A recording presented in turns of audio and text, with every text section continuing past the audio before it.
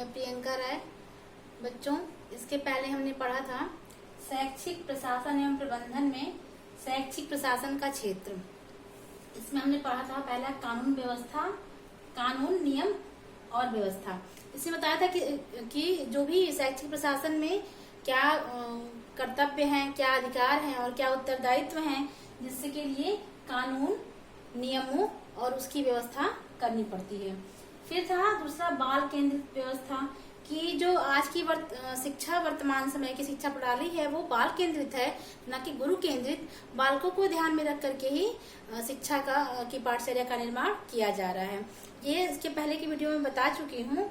और फिर तीसरा इसमें था कर्मचारी वर्ग के जो प्रशासक है वो जो भी कर्मचारी गण की नियुक्ति करता है उसके लिए वो समस्त सुविधाओं का और जो भी चीजें हैं आवश्यक हो उनके लिए उसका वो ध्यान रखे। इसके बाद आइए हम देखते हैं वित्त नियोजन, अर्थात इसके अंतर्गत जो शिक्षा से संबंधित विभिन्न प्रकार के जो भी कार्यक्रम बनाए जाते हैं वो आते हैं। और इसमें ये भी देखते हैं कि जो वित्त है उसका कैसे हमको नियोजन करना, अर्थात वित्त को कैसे खर्च करना है और कहाँ कहाँ पर खर्च करना है और इसके लिए हमको क्या प्लानिंग करनी है, क्या योजना बनानी है। जैसे हम देखेंगे कि भवन निर्माण करना है तो हमको उसमें कितना कैसे व्यय करना है, और या भवन की मरम्मत करानी है तो कैसे उसमें व्यय करना है, और इन सभी का लेखा जोखा हम रखते हैं कि हमको वित्त को कैसे, किस प्रकार से और कहाँ कहाँ खर्च करना है। जैसे कर्मचारी गण पे कहाँ हमको वित्त को खर्च करना है, और शैक्षिक गतिविधियों के लिए हमको किस प्रकार वित्त खर्च करना है, और साथ ही जो स्टाफ के अन्य सदस्य हैं उनके लिए हमको वित्त को कैसे खर्च करना है।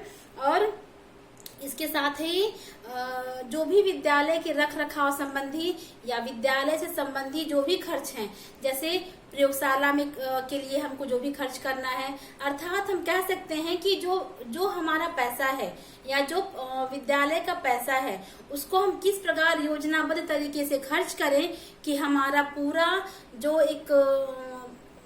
जो कार्य है वो सही से हो और किसी को समस्या भी ना उसमें हो, और हमारा पूरा जो वित्त का नियोजन है वो सही प्रकार से हो जाए। तो इसके लिए हमको या जो प्रशासक है उनको वित्त नियोजन की जानकारी होनी चाहिए, या जब वो नियोजित तरीके से वित्त को खर्च करेंगे तो उनका कार्य सही प्रकार से होगा। और इसमें ये सभी बातें आती हैं कि हमको वित्त को कैसे कैसे किस रूप में खर्च करना है।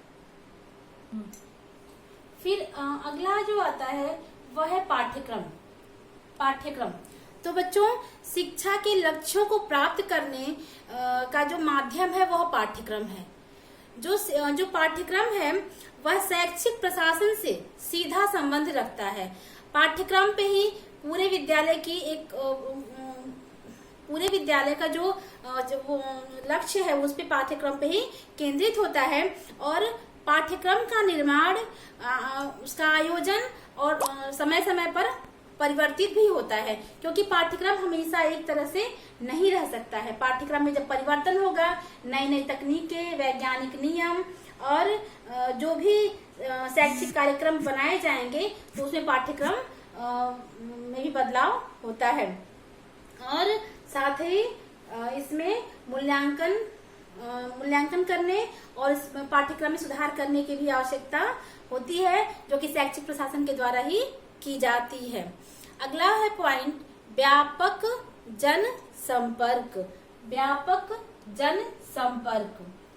शिक्षा की जो व्यवस्था है, जो विद्यालय में शिक्षा चलती है या फिर जो शैक्षिक कार्यक्रम संचालित किए जाते हैं, इसमें अभिभावक, छात्र और शिक्षक, इनका ये मेन होते हैं। यह शैक्षिक कार्यक्रम के संचालन के ये मेन पॉइंट होते हैं। ये तीनों उसमें मुख्य भूमिका में होते हैं। और इनमें एक दूसरे के सहयोग के बिना या आपसी जनसंपर्क के बिना जो शैक्षिक वातावरण है वो सही प्रकार से नहीं हो सकता है। ये संभव ही नहीं है, इनके बिना हो ही नहीं पाएगा, क्योंकि जब अगर अभिभावक का संपर्क नहीं, अभिभावक से शिक्षक का संपर्क नहीं रहेगा तो शिक्षा व्यवस्था विद्यालय में सही प्रकार से नहीं चल पाएगी। और यह संपर्क शिक्षक और अभिभावक के बीच की कड़ी होता है छात्र। तो बिना जन संपर्क एक बहुत अच्छा सशक्त माध्यम है शिक्षा को फैलाव करने का। लोगों के बीच जब हम मिलते हैं तो सूचनाओं का भी आदान प्रदान होता है और विद्यालय की समुचित व्यवस्था आसानी से चलती है। अगला पॉइंट है समन्वय स्थापित करना। एक प्रकार से हम कह सकते हैं कि पूरी शिक्षा व्यवस्था का जो मूल तत्व है वो समन्वय है। शैक्षिक प्रशासन का जो मूल है वो समन्वय है, क्योंकि बिना समन्वय के हम कोई भी कार्य आसानी से नहीं कर पाएंगे। अर्थात जैसे विद्यालय में प्रशासक है, अन्य कर्मचारीगण हैं, तो बिना समन्वय के, बिना एक दूसरे का सहयोग किए वह अपने कार्यों को आसानी से नहीं कर पाएंगे। बिना एक दूसरे का सहयोग लिए हम अपने कार्यों को समुचित प्रकार से, उचित प्रकार से नहीं कर सकते हैं। क्योंकि हम जब एक परिवार, विद्यालय एक परिवार है और हम एक परिवार में रहते हैं तो हमको हमेशा एक दूसरे की आवश्यकता पड़ती है। तो इसमें समन्वय जो है वो बहुत जरूरी है। छात्र शिक्षक के बीच में, शिक्षक और जो कर्मचारीगण हैं उनके बीच में, जो प्रशासक है उनके साथ, इन सभी का आपस में बहुत अच्छा समन्वय होना चाहिए। और यही समन्वय जब बालक विद्यालय से सीखता है तो वो समाज में, परिवार में, अपने वातावरण में इसको स्थापित करता है और जो भी समस्याएं समाज में, परिवार में उसको होती हैं उसका वो समाधान निकालता है और सामंजस्य स्थापित करता है। आज इतना ही, फिर आगे मिलते हैं।